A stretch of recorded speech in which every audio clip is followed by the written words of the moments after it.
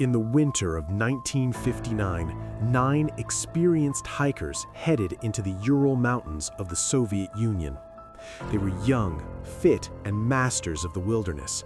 They weren't just tourists, they were elite trekkers on a mission to conquer one of the most unforgiving peaks in the world. They never came home.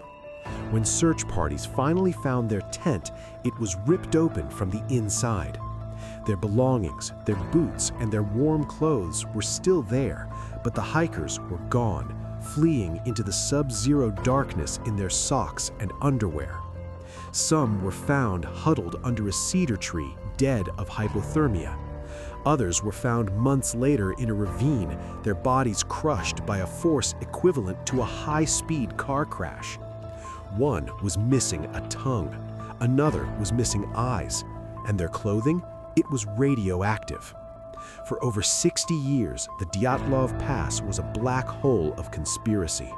Was it an avalanche, a secret Soviet weapon test, or something far more ancient and territorial? Today, the echo of the truth finally speaks. To understand the tragedy, you must first understand the people. These weren't amateurs. Led by Igor Dyatlov, a 23-year-old engineering student at the Ural Polytechnic Institute, the group consisted of 7 men and 2 women. They were all Grade 2 hikers, and this trip was meant to earn them their Grade 3 certification, the highest in the USSR. They were the elite of the Soviet youth, optimistic, intelligent, and deeply bonded by friendship. Their diaries and photographs from the early days of the trek show a group full of life. They sang songs, shared jokes, and documented the stunning, frozen beauty of the Urals. But there was a 10th member, Yuri Yudin. Just days into the trek, Yudin suffered a flare-up of chronic pain and was forced to turn back. As he hugged his friends goodbye, he had no idea he was the only one who would survive. He spent the rest of his life wondering why he was spared and what truly happened to his friends on that lonely mountain. The mountain they were heading toward was known by the local Mansi people as Kholat Syakhl. In their language, it translates to one chilling phrase, the mountain of the dead. The Mansi are an indigenous tribe who have survived in these frozen reaches for centuries. They hold a deep respect and a healthy fear for these peaks.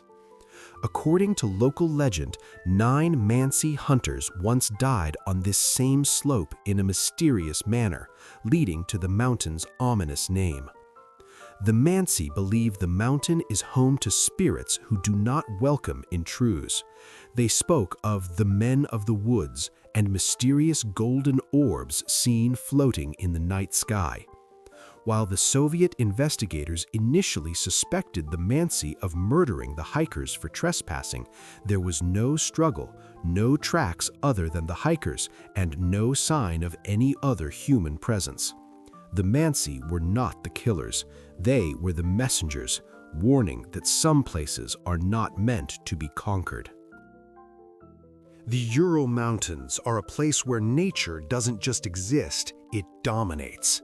The geography of Kholat Syakhl is a desolate, windswept plateau. There are no trees to break the wind, which can reach speeds of 100 miles per hour, dropping the real field temperature to -40 degrees Celsius.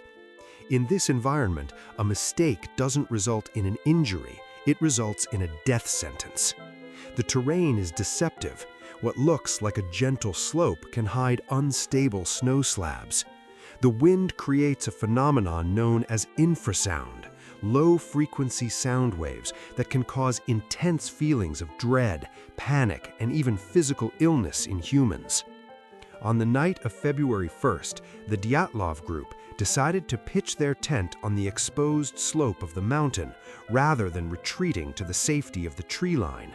It was a tactical decision made to avoid losing ground the next day, but it placed them directly in the path of the mountain's unpredictable wrath. Amidst the students and friends, there was an outlier, Semyon Zolotaryev. At 37, he was much older than the rest. He was a veteran of World War II, a man with mysterious tattoos and a history that didn't quite fit with the university crowd. Some believe Zolotaryev was an undercover KGB agent sent to monitor the group or to conduct a secret, controlled delivery of radioactive materials to foreign spies. Why was he there? Why did he introduce himself as Sasha instead of Semyon? When his body was found, he was wearing more clothes than the others and had a camera and a notebook around his neck, as if he were documenting something until the very end. His presence is the wild card that fuels the theories of military involvement and espionage. He wasn't just a hiker, he was a man with secrets, and those secrets may have followed him to his grave. When the bodies were discovered, the lack of a clear cause of death gave birth to dozens of theories. The secret weapon test, the presence of radiation on the clothes, and reports of glowing orbs suggested the hikers accidentally wandered into a Soviet missile testing range. Did a parachute mine explode above them, causing internal injuries without external trauma? The Menk, the Russian Yeti, the Mansi legends of wood spirits led many to believe a cryptid attacked the group. The sheer physical force required to crush the ribs of the hikers in the ravine suggested something with massive strength. Paradoxical undressing, a psychological effect of hypothermia where the victim feels a burning sensation and strips off their clothes right before they freeze to death. This explains why they were found in their underwear, but not why they fled the tent in the first place. For decades, the avalanche theory was mocked. Critics asked, how could a slope this shallow produce a deadly slide?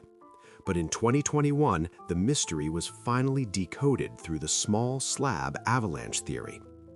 The hikers had made a fatal, invisible mistake.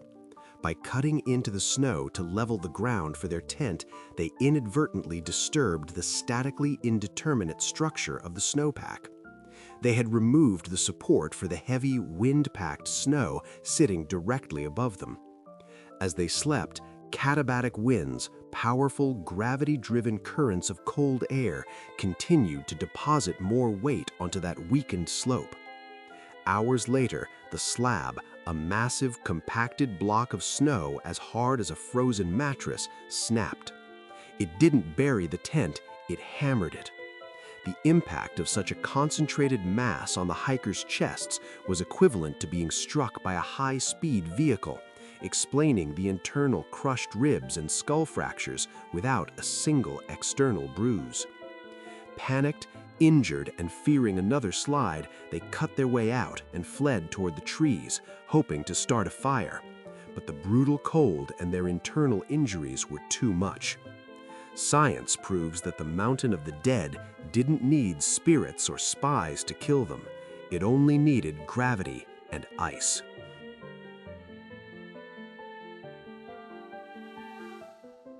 The Dyatlov Pass incident reminds us of the fragile line between human ambition and the cold indifference of the natural world.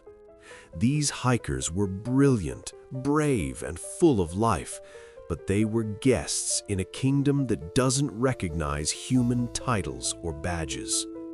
The lesson of Kholat Syakhl is one of humility. We may map every inch of the globe and explain every mystery with DNA and physics, but we will never truly master the wild. The mountain remains, the wind still howls, and the spirits, whether they are made of snow or legend, still guard their peaks. Thank you for listening to The Echoes. If you enjoyed this journey into the cold, please like and subscribe to the Myth Echoes. What do you think really happened that night?